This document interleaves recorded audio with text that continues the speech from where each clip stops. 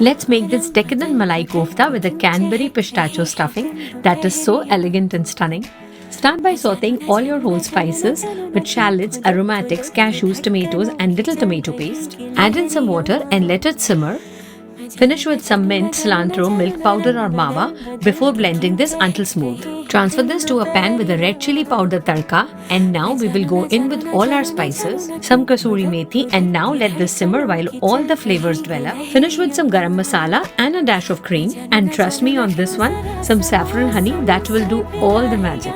For our koftas, we will knead together potatoes, paneer, cornstarch, fresh breadcrumbs until it forms a smooth dough. For the filling, add in pistachios, dried cranberry, ginger, green chili, some aloo masala for the binding, spices, fresh cilantro, and give this a mix.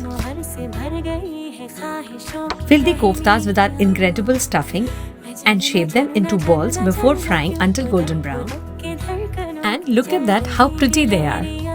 To plate, pour in some of your silky gravy and place your koftas on top.